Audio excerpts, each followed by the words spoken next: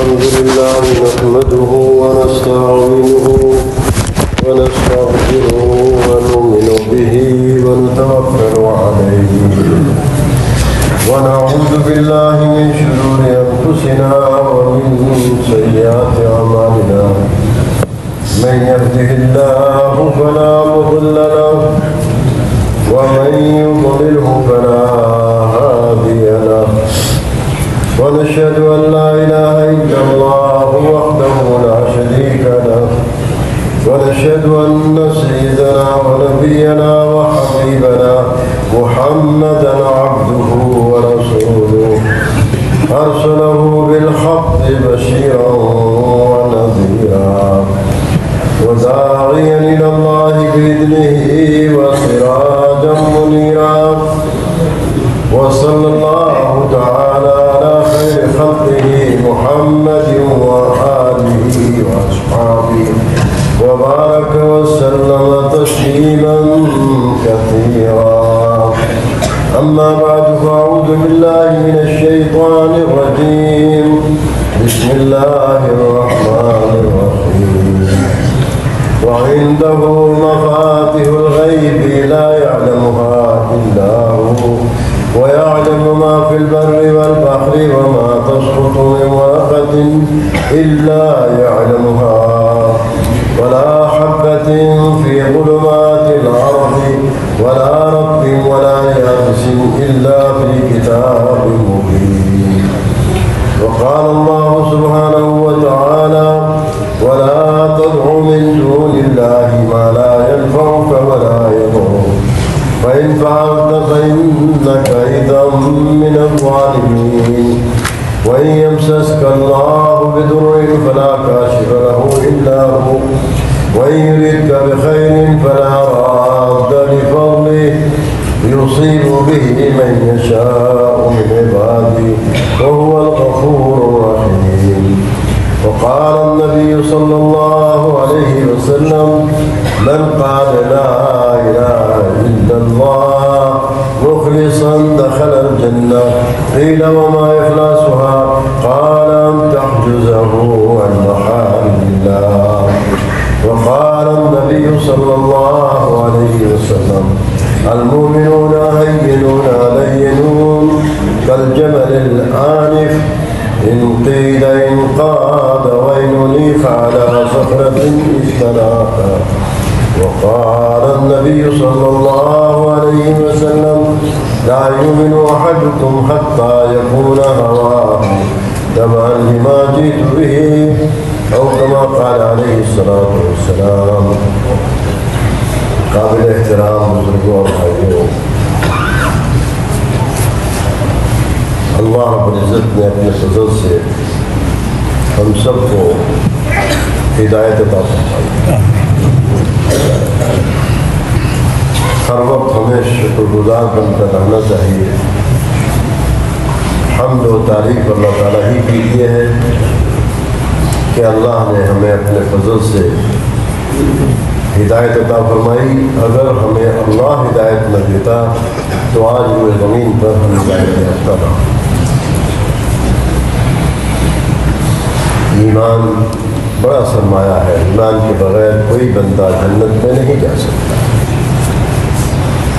ایک ذرہ ایمان کا لے کر جانے والا دنیا سے 10 گنی بڑی جنت کا حقدار بن جاتا ہے. کیا اس کا درجہ ہوگا جو ایمان میں کامل درجہ لے کر جائے.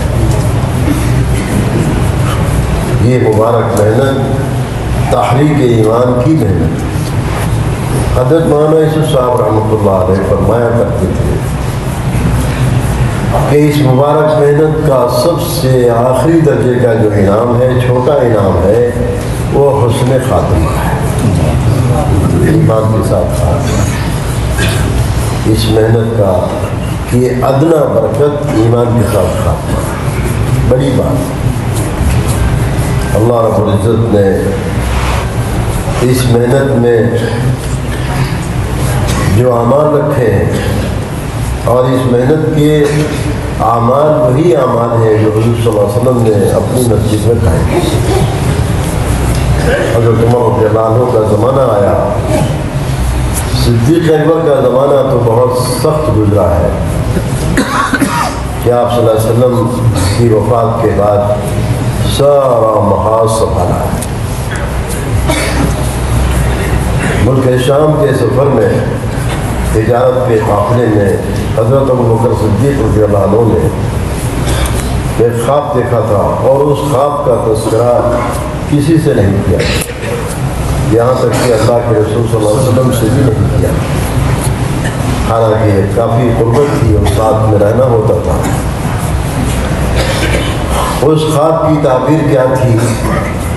خواب تعبیر بتانے والے نے بتایا کہ یہ خواب ہی بتا رہا ہے کہ آخر الزمان نبی جب ظاہر ہوں گے تو مردوں میں سب سے پہلے ایمان لانے والے تم ہوں گے، اور جب وہ دنیا سے تشریف لے جائیں گے تو سارا محاذ تم سنبھالو گے۔ یہ خواب ہی بتا رہا ہے،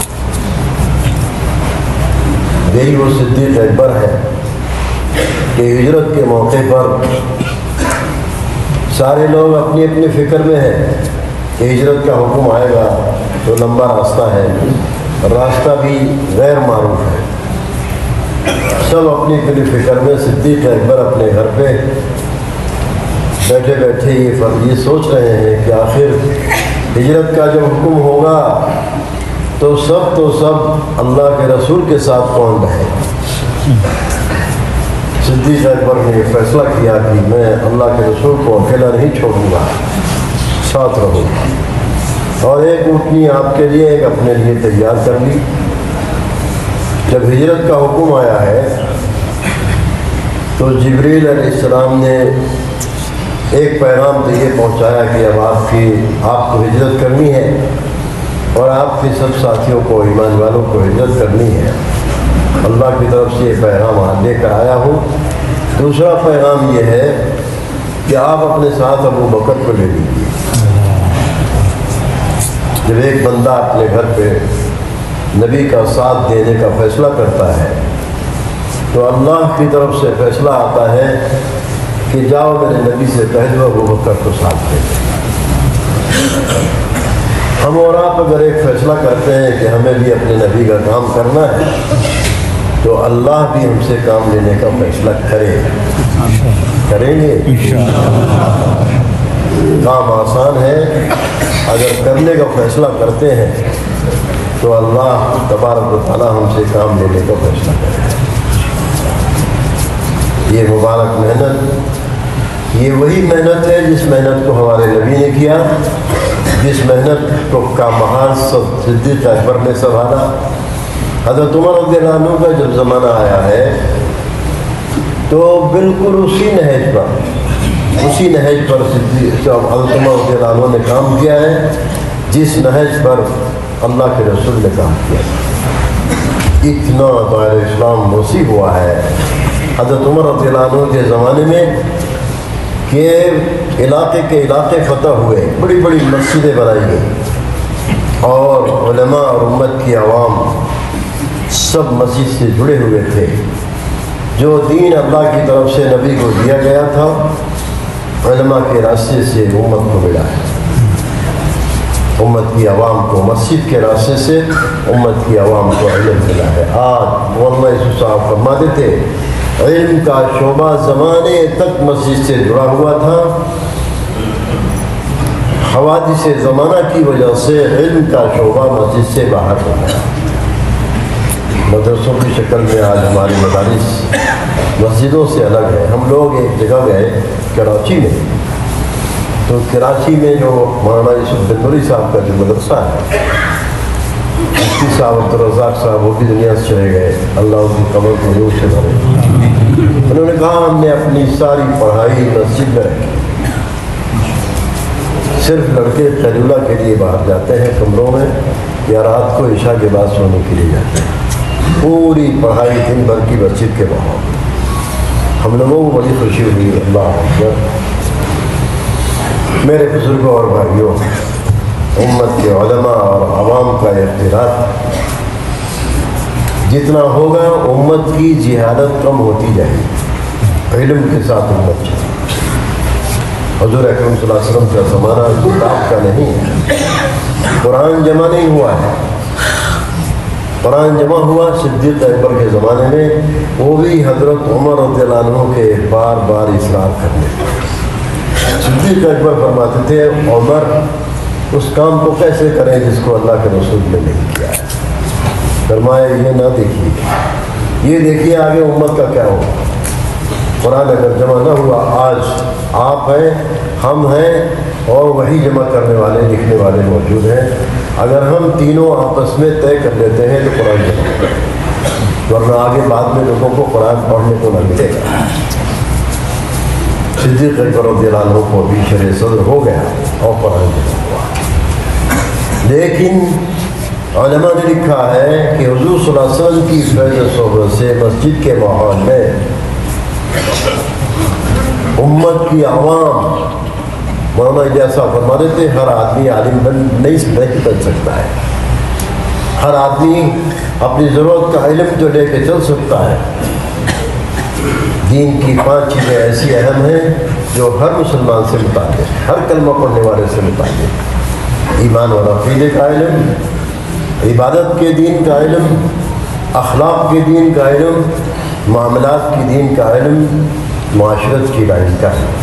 یہ 5 چیزوں کا علم پورے دین میں، یہ ہر مسلمان سے متعلق ہے۔ باقی حضور صلی اللہ علیہ وسلم کی حیات ہی میں علماء کی جماعت تیار ہو گئی۔ علماء نے 130 صحابی کے نام گرائے کہ اللہ تعالیٰ نے ان کو فتویٰ دینے کا علم عطا فرمایا، پوری معلومات۔ اور اسی وقت میں ازواج مطہرات کے حجرے مسجد نبوی کے قبلے کے رخ کے بائیں سائڈ میں جہاں آپ کا روضہ ہے، اور ساتھ میں لگے ہوئے امہات المومنین کے سب کے چھوٹے چھوٹے حجرے، اور سب پر پردے پڑے ہوئے ہیں آپ صلی اللہ علیہ وسلم کے ساتھ سارے صحابہ۔ اللہ رب العزت نے استعدادیں الگ الگ رکھی ہیں۔ ازواج مطہرات میں حضرت عمر کی بیٹی بھی ہیں، حضرت صدیق اکبر کی بیٹی عائشہ بھی ہیں، اور ام سلمہ بھی ہیں، دیگر اور ازواج مطہرات ہیں۔ سننے والی تو سب ہے، جب تک حضور مسجد میں ہوتے قرآن پورا نازل ہوا ہے، اور پورا دین قرآن کے ذریعے نازل ہوا ہے۔ آپ صلی اللہ علیہ وسلم کی حدیثیں قرآن کی تفسیر ہیں۔ حدیثیں سینوں میں تھیں، حدیثیں جمع ہوئی ہیں بہت بعد میں، محدثین کے زمانے میں، جب ان کے سینوں سے حدیثوں کے چلے جانے کا خطرہ ہوا کہ ہم مرنے کے بعد ہمارے سینوں کی چیزیں لوگوں کو نہ ملیں گی، تو انہوں نے بخاری شریف کی شکل میں، ترمذی شریف کی شکل میں، بڑی بڑی حدیث کی جو کتابیں ہیں ساری کتابیں جمع کی ہیں، اور سب ائمہ محدثین نے اپنی کتابیں جمع کی، ورنہ سب کے سب حدیثیں سینوں میں تھیں، اور احادیث ساری کی ساری قرآن کی تفسیر۔ قرآن نازل ہوتا، آپ صلی اللہ علیہ وسلم اس کی وضاحت کرتا، یہ حکم ہے، یہ اس سے روکا گیا ہے۔ پورا قرآن مولانا الیاس صاحب رحمۃ اللہ علیہ بخاری شریف کی حدیث کی روشنی میں فرمایا کرتے تھے، قرآن 3 چیزوں کا مجموعہ ہے۔ اللہ تعالیٰ نے قرآن کریم میں اپنی وحدانیت اور قدرت کو بیان کیا ہے، اور پھر متوجہ کیا اپنی ربوبیت کی طرف، اپنی الوہیت کی طرف متوجہ کیا ہے۔ دوسرے قرآن میں اللہ رب العزت نے حلال و حرام کو واضح کیا ہے، اوامر اور احکامات ہیں حلال کے، جس چیز کرنے کے کام یہ ہیں، نہ کرنے کے کام یہ ہیں۔ تیسرے پچھلی قوموں کے واقعات بیان کیے گئے، کرنے ماننے والوں کا کیا ہوا، نہ ماننے والوں کا کیا ہوا، قرآن نے اس کو واضح کیا ہے۔ نبیوں کی بات جن لوگوں نے نہیں مانی، بعضی قوموں کو زمین میں دھسایا گیا، بعضی قوموں کو غرق کیا گیا پانی میں، بعضی قوموں کو بندر بنا دیا گیا، 3 دن تک زندہ رہے مر گئے، بعضی قوموں کو خنزیر بنایا گیا، 3 دن تک زندہ رہے مر گئے، بعضی قوموں پر اللہ تعالیٰ نے ہوا کا عذاب بھیجا، قوم عاد پر 7 راتیں اور 8 دن کا سخت ہوا کا طوفان، ایک بھی نہیں بچا جو کہتے تھے ہم سے زیادہ طاقتور وہ زمین پر کون ہوگا۔ قدرت جب اپنی قدرت کو ظاہر کرنا چاہتی ہے تو چھٹی کے دودھ یاد ہو جاتے ہیں۔ جو کہتے تھے ہم سے زیادہ طاقتور ہوئے زمین پر کون ہوگا، پہاڑوں میں رہتے تھے، کب تک نہیں نکلو گے، 7 راتیں اور 8 دن لگاتار تیز ہوا کا طوفان، اس طرح سے گرے زمینوں پر جیسے کھجور کے درخت اکھڑ کر زمینوں پہ گر جاتے ہیں۔ میرے بزرگوں، اللہ تعالیٰ نے بعضی قوموں پر بجلی کی کڑک ڈال کر سب کو ختم کیا، کلیجے پھاڑ دیے۔ بعضی قوموں پر فرشتے نے چیخ ماری، سب ختم ہو گیا۔ قرآن 3 چیزوں کا مجموعہ ہے۔ میرے بزرگوں، ہمارے نبی جناب رسول اللہ صلی اللہ علیہ وسلم نے پوری امت کو پورا کا پورا دین دیا ہے، پوری امت کو پورا کا پورا دین دیا ہے، اور اپنی امت کو محنت پر ڈال کے گئے، محنت پر ڈال کر گئے اور ذمہ داری ڈال کر گئے۔ حجۃ الوداع میں 2 لاکھ کا مجمع تیار ہو گیا تھا، اور اسی حجۃ الوداع میں عرفات کے میدان میں قرآن کی آیت نازل ہوئی، الیوم اکملت لکم دینکم واتممت علیکم نعمتی ورضیت لکم الاسلام دینا۔ آج میں نے دین مکمل کر دیا، اپنی نعمت کا اتمام کر دیا، اور میں نے اپنی رضا اسی دین میں رکھ دی۔ کوئی بندہ ہوئے زمین پر اپنے رب کو راضی نہیں کر سکتا جب تک کہ محمد صلی اللہ علیہ وسلم نے پورے دین کو اپنی زندگی میں رکھا۔ دین آسان ہے۔ 100% صحابہ نے نبی کے ایک ایک عمل، ایک ہی کام کے عمل پر پوری زندگی بنائی تھی، ایک ایک عمل پر بنائی، 100% سنت کے مطابق زندگیاں۔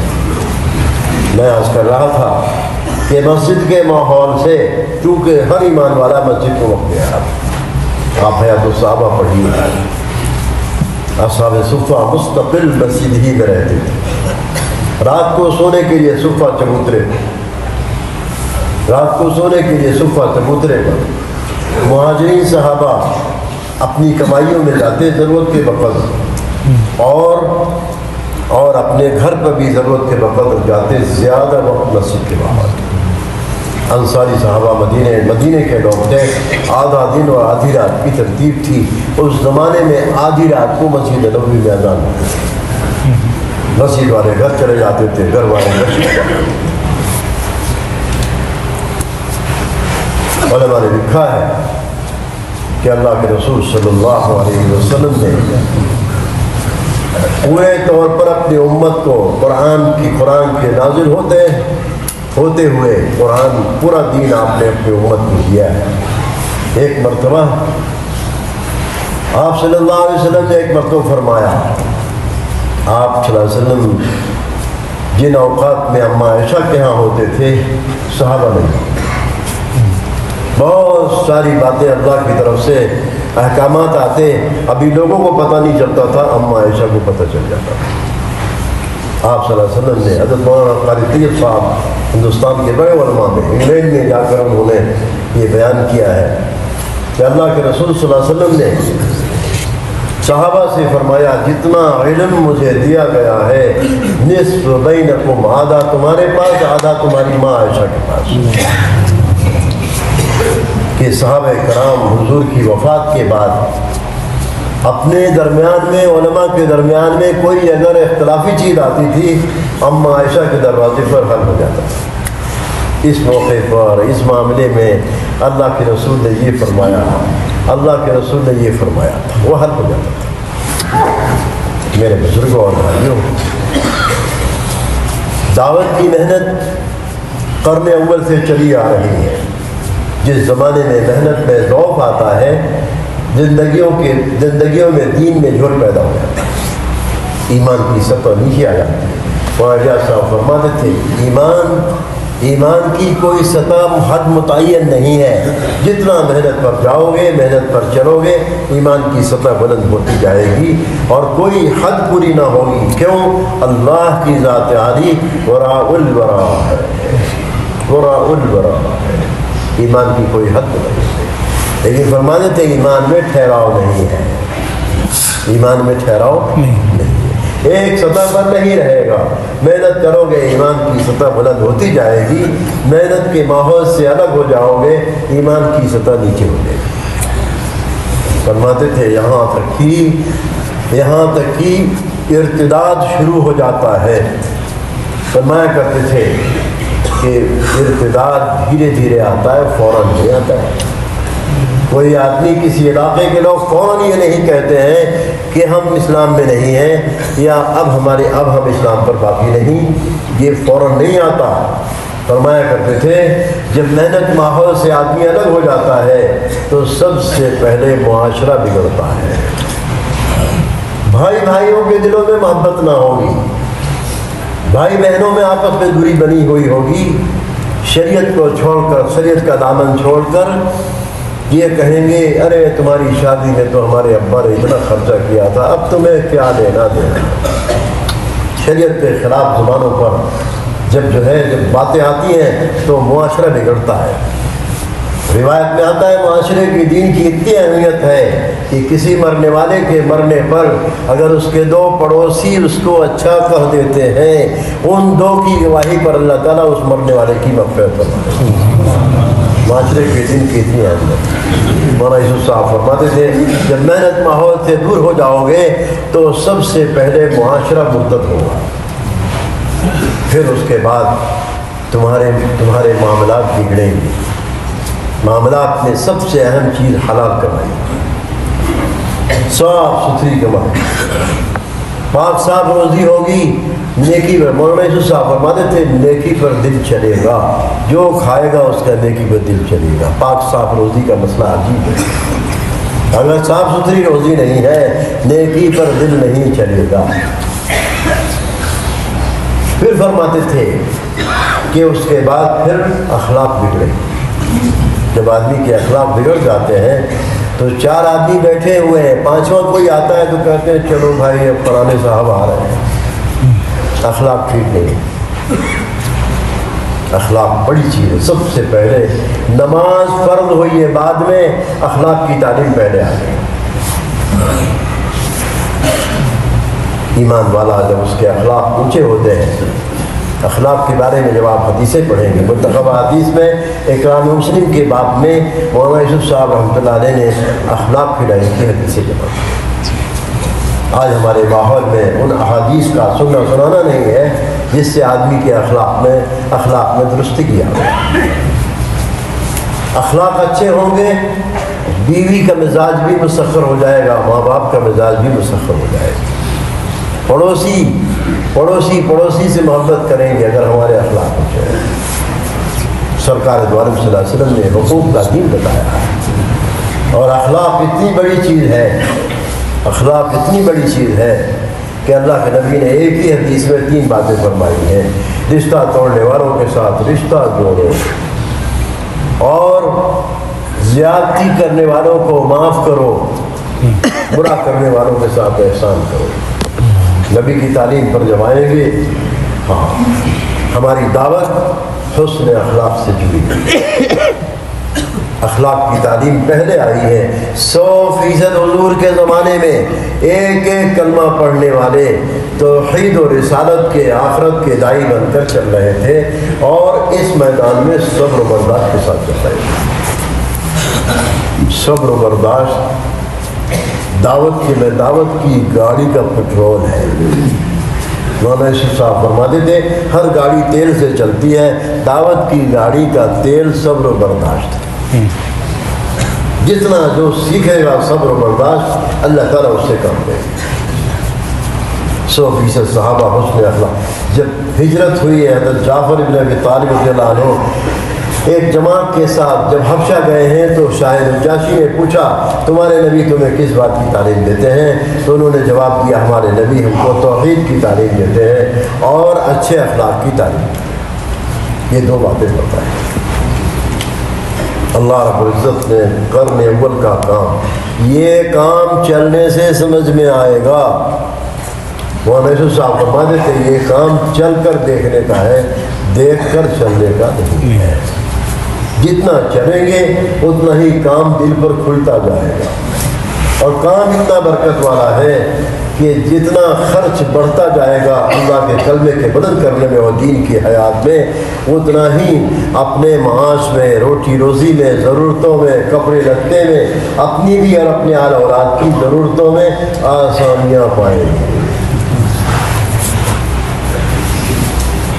ایمان بڑھے گا، تقویٰ پیدا ہوگا، اس مبارک محنت کے راستے سے اللہ رب العزت آسمان کی برکتیں بھی اتاریں گے اور زمین کی برکتیں بھی رہیں گے۔